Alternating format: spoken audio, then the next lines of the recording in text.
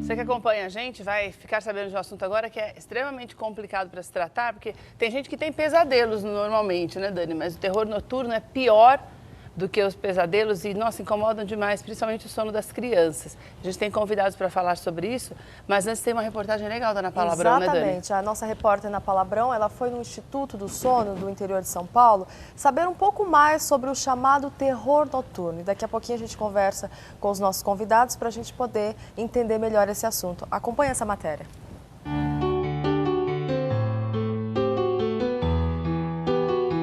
Uma noite mal dormida pode significar um dia cheio de indisposição. As consequências disso todo mundo conhece: irritabilidade, desatenção e dor de cabeça. Muita gente tem problemas com o sono, não consegue dormir, tem dificuldade para manter o sono, ou acorda antes da hora e não consegue retomar o sono. Pessoas que roncam, falam à noite, se mexem exageradamente. Mas existem aquelas que sofrem com um episódio: o terror noturno.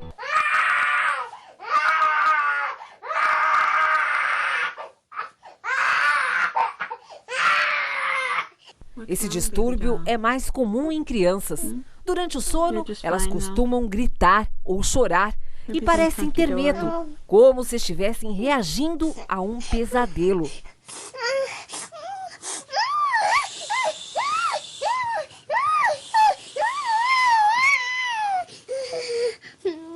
Elas podem sentar na cama, agitar braços e pernas e parecem aterrorizadas. As estimativas mostram que 3% das crianças têm um episódio de terror noturno durante algum período da vida. E 1% dessas crianças levam o distúrbio para a vida adulta. Um dos exames que ajuda no diagnóstico da doença é a polissonografia. É um procedimento que facilita na escolha do tratamento adequado para o paciente. Nós viemos até o Instituto Brasileiro do Sono, aqui em Sorocaba, interior de São Paulo, para que você conheça melhor como é feito esse exame de polissonografia. Aqui o diretor técnico do Instituto, Dr. Hélio Brasileiro. Aqui o paciente chega para dormir, né, doutor? É isso aí, Ana Paula. Aqui normalmente a gente faz o exame de polissonografia de segunda a domingo, o paciente passa a noite inteira e durante toda a noite nós registramos como que está o sono do paciente. A gente consegue, através desse exame, identificar se o paciente tem um sono normal ou se o paciente tem algum distúrbio do sono. E ainda, se tem um distúrbio, qual é esse distúrbio? E assim, a decoração do quarto é bem proposital mesmo, né? Tudo bem como se fosse a casa da gente. A intenção é fazer com que o ambiente seja o mais parecido possível com o ambiente do quarto do paciente. Ou seja, para quebrar aquela ideia de que o paciente está indo dormir em uma clínica ou em um laboratório. Para que ele ficando confortável, ele durma um sono mais natural e a gente consiga ter um registro mais fidedigno. Doutor, e essa daqui é a fisioterapeuta Eliane, que trabalha aqui na clínica. A gente vai demonstrar através dela como é feito esse exame, né, doutor? Qual é o primeiro procedimento? A pessoa chega... Tem alguma recomendação importante para ser feito esse exame? Tem. Normalmente, aqui a gente, como você falou, a gente está com uma pessoa que é voluntária, não é um paciente, é uma funcionária aqui da clínica. Mas, normalmente, os nossos pacientes, eles recebem as instruções por escrito, também tem disponível no site, ele segue e, de forma geral, o que a gente diria é que ele não modifique nenhum hábito ou não modifique nada que ele faça rotineiramente, para que essa noite do sono seja mais parecida com o dia a dia dele. Então, se ele toma algum medicamento, a gente pede não interrompa. A gente quer analisar exatamente como é na casa dele. Agora, existem casos de pessoas que chegam aqui e não conseguem, não têm insônia, mas não conseguem dormir?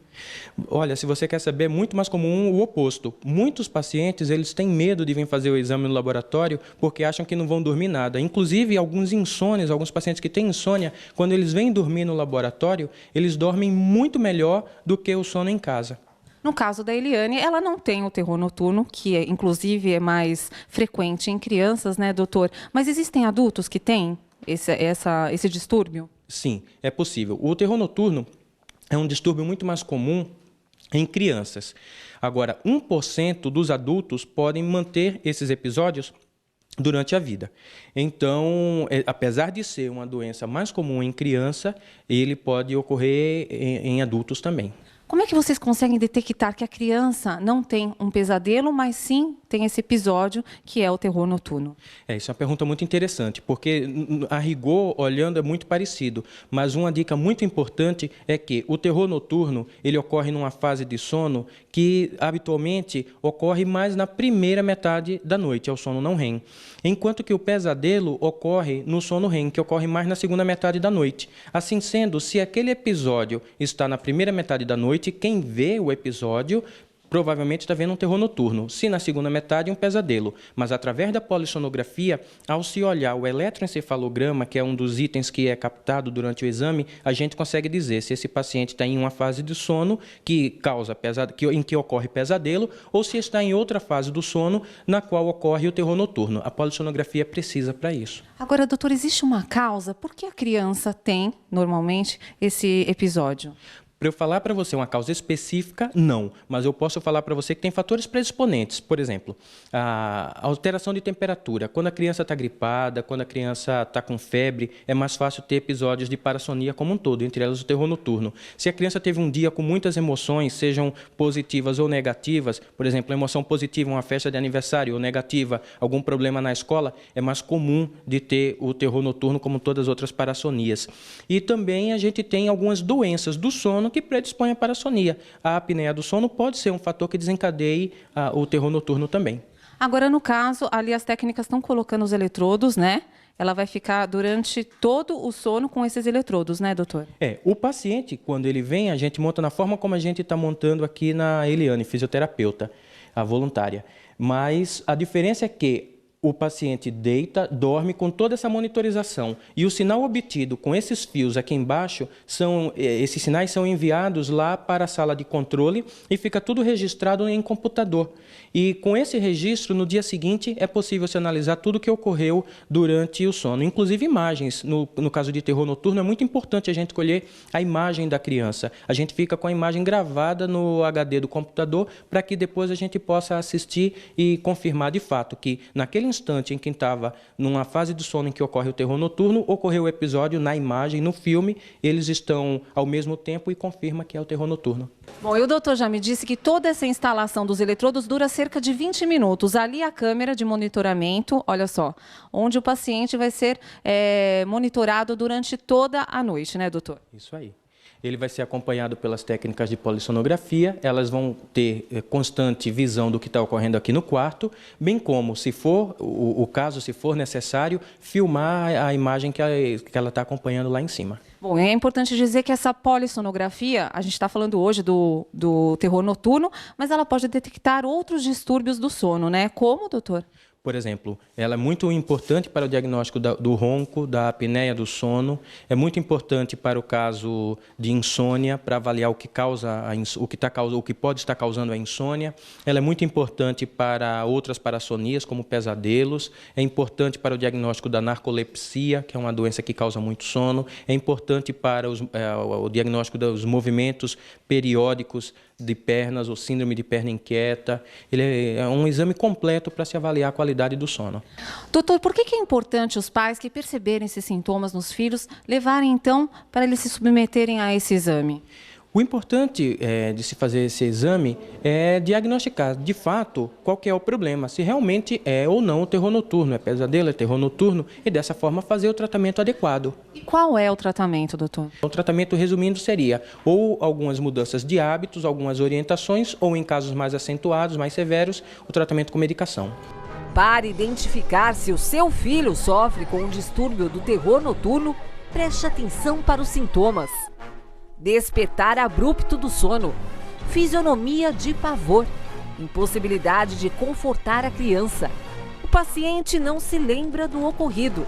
O distúrbio compromete a qualidade de vida do paciente.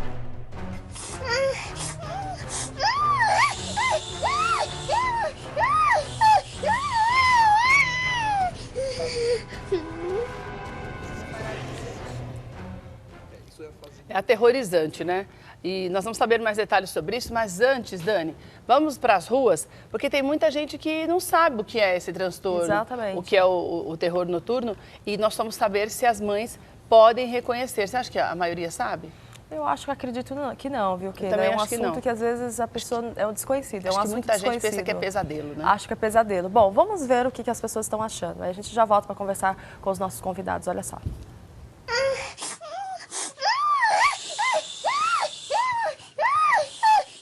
É sua filhinha? Sim, Quantos anos ela tem? 5 anos. 5 anos. E ela já teve algum tipo de distúrbio de sono? Não. Ela já. Uma vez. Você tem filhos? Tenho. Uma menina de 2 anos. E como é que é o sono dela? Tranquilo? É, tranquilo, mas quando é de madrugada ela começa a acordar, gritando, chorando, com medo. Ela fala pra mim, mamãe, eu tô com medo, mamãe. Aí ela começou a chorar e ela não acalma. Aí eu tenho que começar a balançar ela no colo até ela acalmar. Ela vai e dorme de novo. Quantos aninhos ele tem? 6 anos. E como é o sono dele? Ele acorda à noite, se bate às vezes, bate perna, aí acorda assustado, aí eu acordo ele, depois eu ponho ele para dormir de novo. Olha, tem uma família grande por aqui. Quem é o mais agitado aqui durante o sono? O André. Chega a ter pesadelo? Já teve algumas vezes. E como é que foi o comportamento dele? Ele acorda, ele grita, geralmente depois assim, de um dia cansativo, né? E aí ele levanta, ele grita e a gente vai até ele não lembra de mais nada no outro dia. Como é que é o sono dela? É que às vezes quando ela acorda, dá a aparência assim de que ela está com um pesadelo, né? Um pouco estressada, nervosinha, Gritando. gritando. Suando também? Às vezes ela soa. A senhora já ouviu falar de um distúrbio chamado terror noturno? Não. Nunca ouvi falar, não. É uma síndrome que pode acometer crianças até os 10 anos de idade. Terror noturno, que pode também ser chamada de pânico noturno. Já ouviu falar? Sim. A senhora chegou a procurar algum especialista para diagnosticar esse problema? Não, porque não é uma coisa assim constante, né? Demora muito assim para acontecer, né? Então não chegou ao ponto assim de eu me preocupar em procurar um especialista, não.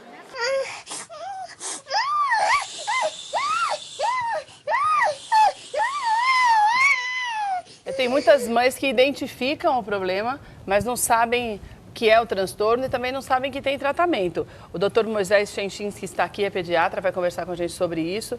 A doutora Carmen Alcântara também, que é psicóloga. E a Ana Cristina Strang, que é mãe do Jonathan, que tem 3 anos de idade. Durante muito tempo, a Cris sofreu com o Jonathan por causa desse terror noturno. Como é que era, hein, Cris? Como que eram as reações do seu filho? Bom dia. Bom dia. Bom dia, seja bem-vinda. Ele acordava não, né? Ele dormindo ele chorava muito. E começou com quanto tempo de vida? 1 mês. Nossa, você ficou sem saber o que fazer, né, no início, com certeza. Ele chorava uma média de 18 vezes por noite. A gente fez um diário até dele para entender o que afetava, mas não tinha nada associado exatamente. Foram diminuindo as crises conforme ele foi crescendo. Mas até 1 ano e meio, com 1 ano e meio ele acordava, assim, chorava dormindo ainda umas 3 Semelhante vezes. a essa menininha que a gente viu, Cris? Igualzinho. Pessoa que desespero. E aí você Igualzinho. tentava acalmar, mas ela continuava chorando, assim? Na verdade, a gente fica meio desesperado até entender que você não pode, né, acalmar. Porque você quer confortar seu filho. Ele está ali urrando e você quer pegar ele no colo, e quanto mais você tenta confortar, mais ele urra, mais ele se esperneia. Então, né, assim, depois de um tempo eu entendi que eu não tinha que fazer nada. Quanto mais perto eu chegava, pior ele ia ficando. Certo. E o comportamento dele, assim, durante o dia? Normal, ele Normal, é uma criança super tranquila. Super tranquila, ele é o que todo mundo fala, ele é muito tranquilo, ele é levado, como qualquer garoto da idade dele, mas ele sempre foi um bebê acordado, ele é um bebê tranquilo, mas dormindo ele era... Super agitado, chorando, angustiado. Não dá nem para dizer angustiado, a impressão que você tem, assim, você demora um tempo para entender que ele não está acordado, que ele está chorando, dormindo. Porque está de olho aberto, né? Você imagina que está acordado. Às vezes nem abre o olho, fica lá de olho fechado, chorando. Às vezes, depois que ele começou, estava maior, ele sentava na cama, urrava, esperneava, mas às vezes ele faz tudo isso de olho fechado.